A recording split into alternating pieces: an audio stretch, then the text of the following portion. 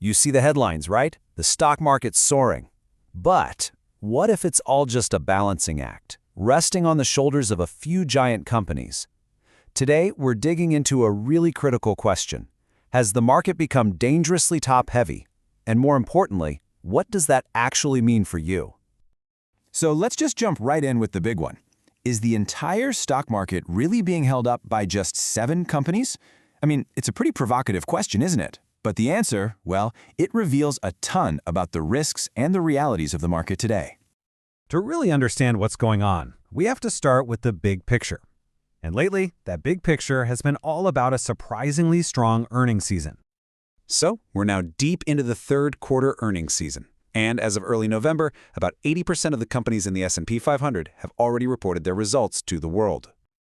Okay, and here's where it gets really interesting. Of those companies that have reported, a whopping 80% have actually beaten what the analysts were expecting. Now, this isn't just a decent result.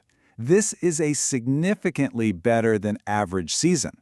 This kind of strong performance creates a really positive backdrop for the market. But, you guessed it, that's not the whole story. Because if you look just beneath that broad success, there's a very specific group of companies that has been completely stealing the show. We're talking, of course, about big tech and its massive, massive bet on AI. Right now, pretty much all of the market's attention is focused squarely on this group they're calling the Magnificent Seven. The big question for everyone has been, are these tech giants going to keep pouring billions into artificial intelligence? And maybe more importantly, will those investments actually pay off? And when we talk about all that spending, we're talking about something called AI CapEx. It sounds technical, but it's pretty simple.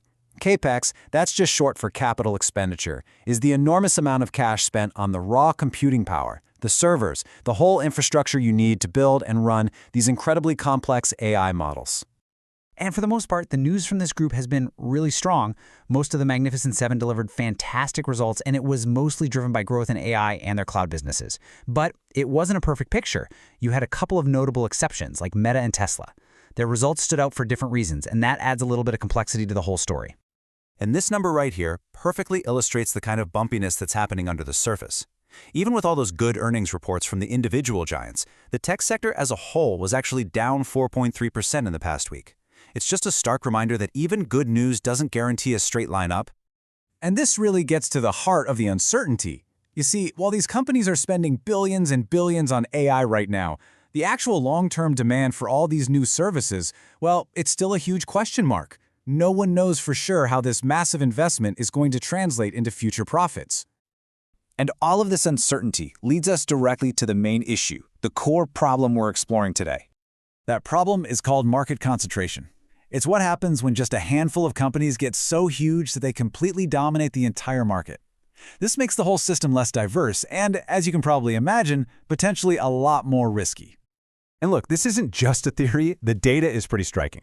This chart shows 2 key things. First, the weight of U.S. companies in the global market, and second, the weight of tech companies within the U.S. market.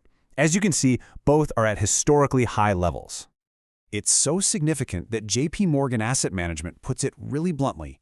Market concentration has reached unprecedented levels. When you hear language like unprecedented, well, you know it's something you should probably pay close attention to.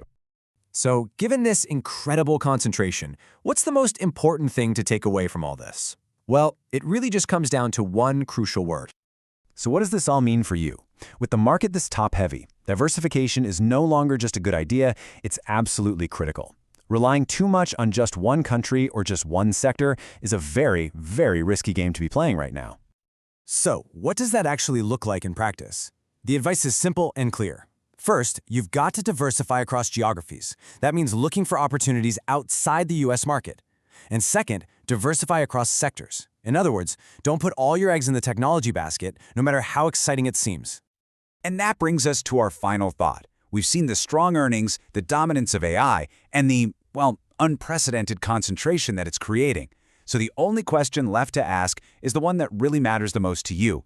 Is your portfolio ready for a market this concentrated?